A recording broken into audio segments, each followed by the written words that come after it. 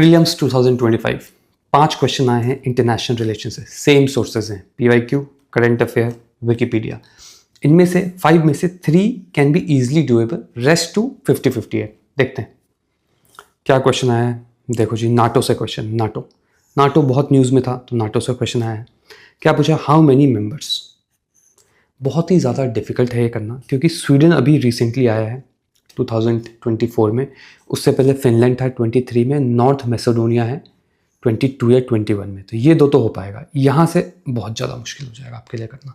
तो ये मुश्किल क्वेश्चन है मुझसे।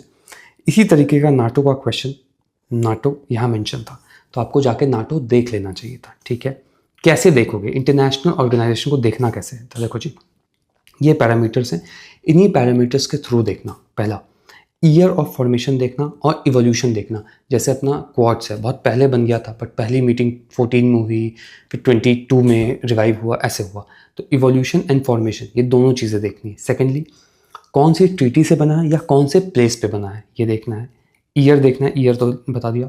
फाउंडिंग मेंबर कौन है, अभी कौन सा न्यू मेंबर आया है, और इंडिया क्या फाउंडिंग मेंबर था या नहीं था, ये देखना है। या इंडिया ने ज्वाइन किया तो कब ज्वाइन किया, ये देखना है।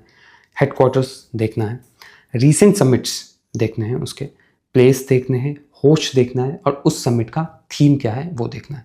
इन पैरामीटर्स के थ्रू अगर आप देखोगे इंटरनेशनल ऑर्गेनाइजेशंस को, तो मोस्ट ऑफ द क्वेश्चंस आप सही कर दोगे। ठीक है, ये डिफिकल्ट क्वेश्चन है, वुड से आंसर इसका 4 है। नेक्स्ट देखते हैं क्या है। हाँ जी, देखो, नाटो को मैंने एक पन्ने के नोट्स बनाए हैं।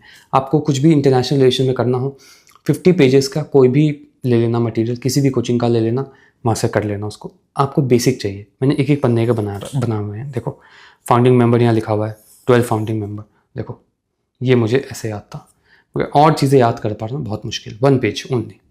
ठीक है, चलो आगे देखते हैं। बिम्स्टेक का क्वेश्चन आया है। देखिए जी, ये सेम टाइप का क्वेश्चन 2022 के CAPF में भी आया है। बिम्स्टेक, नंबर ऑफ नेशन, तो बहुत सिंपल है। B से बांग्लादेश भूटान, I से इंडिया, M से म्यांमार, S से श्रीलंका, T से थाईलैंड, एंड इलेक्ट्रिसिटी हम सप्लाई करते हैं नेपाल को, तो ये हो गया नेपाल। ये ऑर्गेनाइजेशन है। ठीक है, क्या क्वेश्चन पूछा है? Regional organization, 7 member country, 7 member, Bhutan, Bangladesh, India, आपका क्या है, बिम्स्टेक, म्यांमार, देन श्रीलंका, 5 हो गए, थाईलैंड 6 हो गया, और 7वां नेपाल। ठीक है, ये हो गया। ढाका डिक्लेरेशन से आया है 1997 में आया। देखो, 2 फैक्ट हैं, ढाका है और ये फैक्ट है, तो ध्यान देना है कि ये फैक्ट गलत हो सकता है, ये सही हो सकता है। ये सही है 97, ये गलत हो गया। Bangladesh, India, Sri Lanka, Thailand, Nepal founding member, correct हो गया। ठीक है, क्या नेपाल फाउंडिंग मेंबर है? तो अगेन इस पर ध्यान दें, नेपाल फाउंडिंग मेंबर नहीं है, यहाँ पे ऐसा लिखा हुआ है। देखो, फाउंडिंग मेंबर में ये 4 है 1997, ये 2 बाद में ऐड हुए हैं। बिम्स्टेक आपका बैंकॉक, ढाका नहीं, बैंकॉक डिक्लेरेशन 1997, तो ढाका वाला भी गलत है। ठीक है, तो ये गड़बड़, ये गड़बड़। क्या है पूछा है? और in BIMSTEC the sub sector of tourism is being led by India. Sub sector of tourism led by India, ये भी अगेन बहुत मुश्किल क्वेश्चन है। देखो जी, सब सेक्टर तो है, यहाँ पे लिखा हुआ है मैंने, इनिशियल सेक्टर्स टूरिज्म है, मगर क्या लेड बाय इंडिया है? देखो जी, इंडिया एंड बिम्स्टेक की ये कहानी है, security, counter, energy and disaster management, इतनी कहानी। ये सब सेक्टर में इंडिया नहीं है, अभी नेपाल हो गया है। बट एग्जामिनेशन हॉल में ये क्वेश्चन बहुत ही ज़्यादा डिफिकल्ट था, तो एग्जामिनेशन हॉल में ये इसकी करने की संभावना मुश्किल होती है आपको। तो ये बैंकॉक डिक्लेरेशन गलत, ये गलत, तो 2 गया, 1 करेक्ट है, तो 1 इज डन। क्या 1 के साथ 4 है या ओनली 1 है? 50-50 में है, आपको वहाँ तुक्का मारना पड़ेगा। अगर ये मारोगे तभी भी चलेगा, ये मारोगे तभी भी चलेगा, 50-50 में कर देना। मुश्किल क्वेश्चन है ये। नेक्स्ट क्या पूछा गया है? ब्रिक्स। ब्रिक्स में क्या है? अगेन देखो, सेम कहानी, 16th BRICS summit recent, chairman कौन था? रशिया, बिल्कुल सही बात है, कजान में हुआ है, रशिया है। अगेन वहीं से क्वेश्चन आया। Indonesia has become full time member of BRICS, Indonesia new member वाले से क्वेश्चन आ गया। देखो यहाँ पे न्यू मेंबर ऑफ ब्रिक्स, क्या इंडोनेशिया है? इंडोनेशिया है, ये भी करेक्ट हो गया।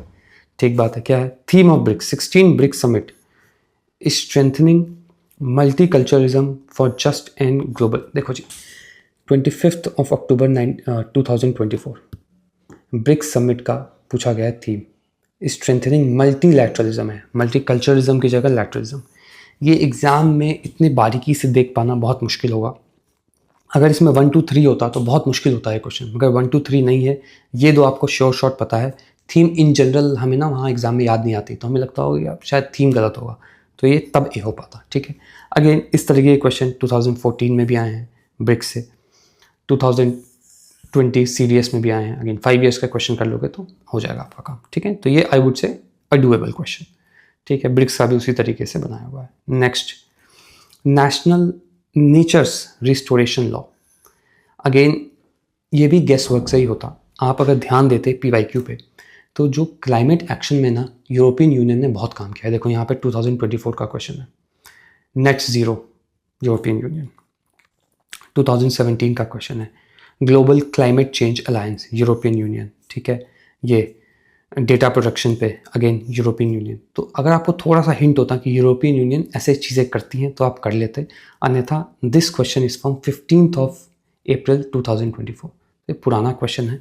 एक मैं मई से मैं बोलता हूँ, अब मैं ये बोलूँगा क्योंकि अप्रैल से ना 2-3 क्वेश्चन देख लिए मैंने, तो अप्रैल, इस साल के अप्रैल से शुरू करना नेक्स्ट प्री के लिए मई तक, तो ये 13 मंथ्स कर लेना फिर। ठीक है, यूरोपियन यूनियन इसका आंसर। अगेन ये क्वेश्चन किया जा सकता था अगर PYQ किया होता, अदरवाइज मुश्किल है क्वेश्चन। अब क्या है, अगेन पेट क्वेश्चन है ये, International North South Transport Corridor, बहुत ज़्यादा न्यूज़ में रहता है। अगेन जुलाई का current affair, International North South Transport Corridor, India Iran Russia, exact line लिखी हुई है। क्या पूछा है, India Central Asia to Europe by Iran, बिल्कुल सही बात है। ये इंडिया है, ये ईरान से गए, ये अज़रबैजान से भी गए और हम रशिया पहुंच गए। ठीक है, India to Europe through Azerbaijan भी है एंड थ्रू ईरान भी है। दोनों में से क्या चुनते, क्योंकि यहाँ टू सेंट्रल एशिया भी दिया हुआ है, टू यूरोप बाय ईरान, तो सेंट्रल एशिया, तो हम यहाँ से सेंट्रल एशिया जा सकते हैं, ये देखना है, टू यूरोप बाय ईरान। हाँ, तो अगेन ये क्वेश्चन अभी डाउट में जाएगा। ठीक है, क्या हम सेंट्रल एशिया जाने की कोशिश कर रहे हैं यहाँ पे इस रूट से? अगर कर रहे हैं तब ये आंसर ए होगा, नहीं तो आंसर फिर डी होगा। तो ये UPSC देखो क्या बोलता है, इंडिया टू सेंट्रल एशिया ना नहीं होना चाहिए, to Central Asia to Europe by Iran, India to Europe है थ्रू अज़रबैजान, इसका आंसर ना डी होना चाहिए। देखते हैं इसको क्या UPSC मानता है। ठीक है, चलो जी अब आगे बढ़ते हैं। हाँ जी, ये देखो मैंने एक ऑर्गेनाइजेशंस की ऐसे लिस्ट बना रखी है, ये सारे ऑर्गेनाइजेशन है, नेम है, हेडक्वार्टर्स है, मेंबर्स है, इंडिया का क्या रोल है और एक्स्ट्रा चीज़ें उन ऑर्गेनाइजेशंस के बारे में। एक और चीज़ बनाई हुई है कि इंडिया कौन कौन सी ऑर्गेनाइजेशंस में नहीं है, क्योंकि ये वाली चीज़ें भी आती हैं, तो इस पर ध्यान देना। ये मैं दे दूंगा, एक्सेल शीट आपको अपलोड कर दूंगा। ठीक है, ठीक है, ख़त्म हो गया। अब आपको सब कुछ बहुत ही स्मूथली एक ही जगह पे चाहिए, तो वन स्टॉप सॉल्यूशन प्लान है। 30 ईयर्स के सीधा सीधा UP PCS एंड मतलब स्टेट PCS एंड UPSC के PYQs के थ्रू ही पूरा सिलेबस कवर्ड होगा। Batch strength 6 to 9 students only, all the notes I will give. आपको इसमें आंसर राइटिंग भी करवाई जाएगी 5 ईयर्स की, GS 1 से 3, क्लास ड्यूरेशन 2 से 2.5 hours, video lectures available if you miss the class. ठीक है, 2 तरीके के बैचेज हैं, 6 day बैच फॉर 2 hours, 2 से 2.5 hours, those who wish to appear in 2026, and 6 day batch 1 hour each for those who are appearing for 2027 or planning to appear for 2027. ठीक है, और 1 hour batch would be needed for those who have missed the cutoff for mere margins, तो उनको मैं फटाफट करवा सकता हूँ, तो उनके लिए भी 1 hour बैच हो सकता है। ठीक है, अगर आप इंटरेस्टेड हो गए तो आप मुझे टेलीग्राम पे मैसेज करना। ओके, ठीक है, नेक्स्ट वीडियो में मिलते हैं, बाय बाय।